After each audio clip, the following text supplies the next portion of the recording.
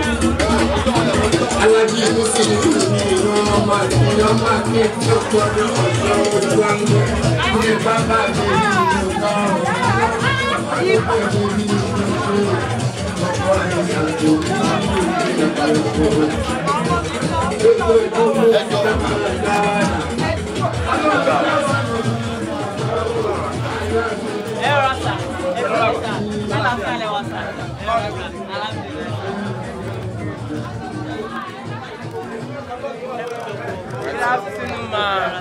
Good afternoon.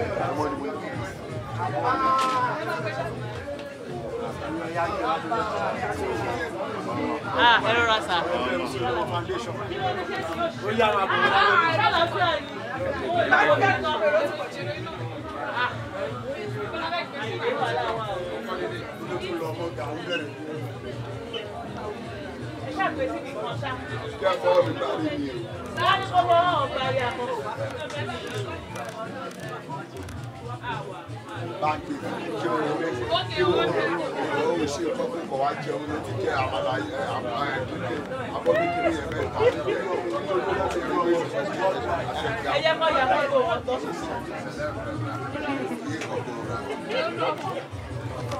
Ayo ya wa wele.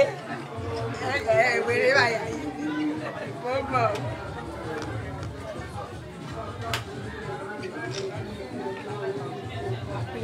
Ayo ya be fine.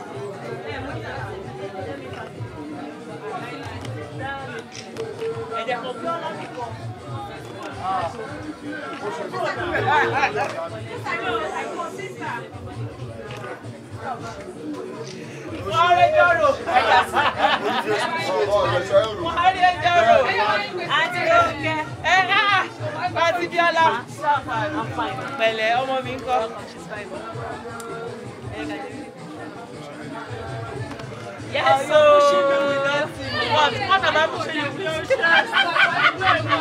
What am I pushing you with? Don't worry. No, your breast. Don't worry. Your own is coming out. It will come out. Very, very, very rubber. Wala mi ori e ma binu tori Ọlọ́run. Ẹ jọ̀ọ́ ṣe ma binu. My coded is here. Yes, the king. Let me see.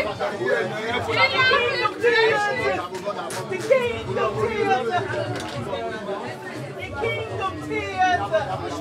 Oba àwọn ọba.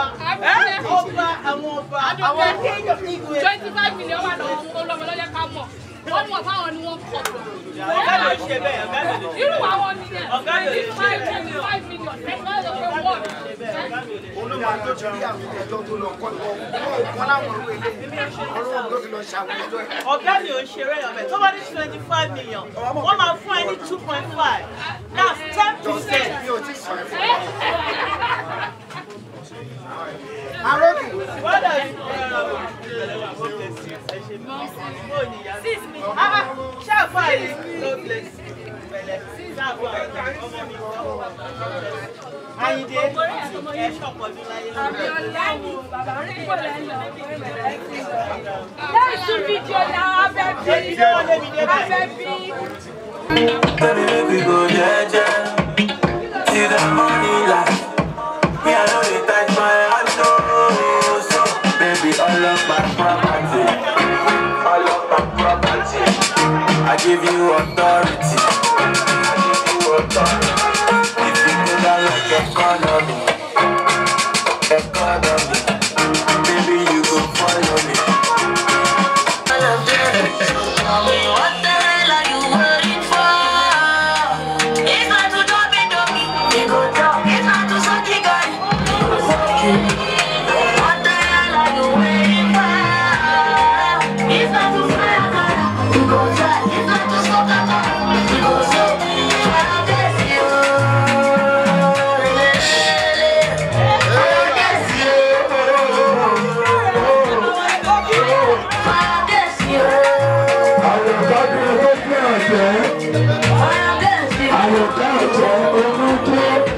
Cause my papa love me down.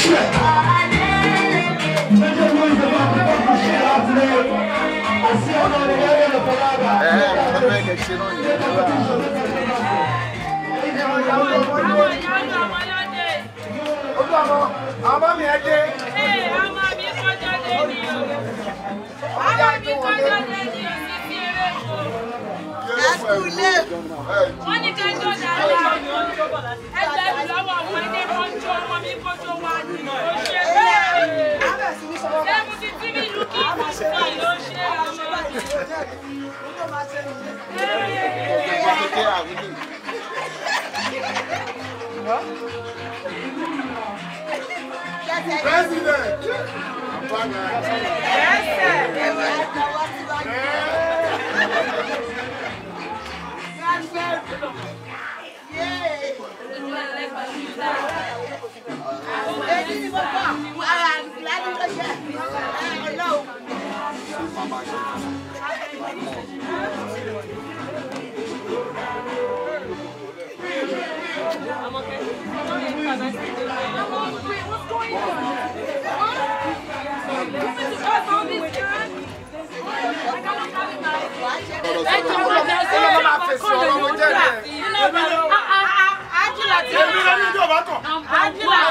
Oshodi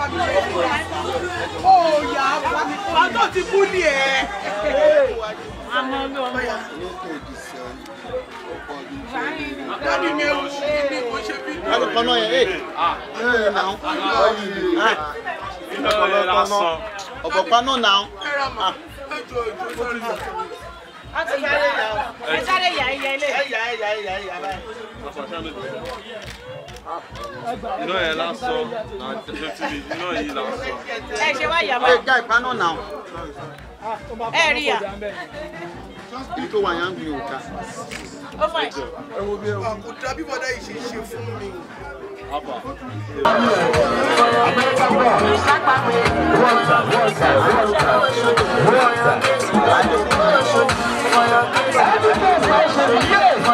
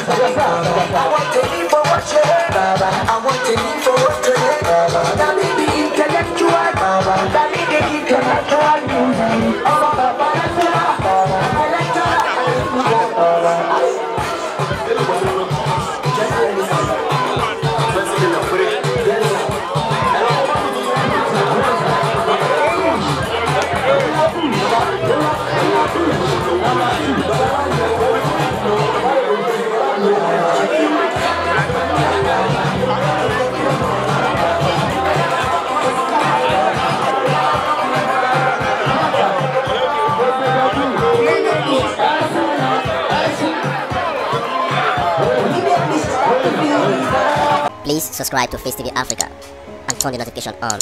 Face TV Africa, subscribe, hete. Face TV was Swoby.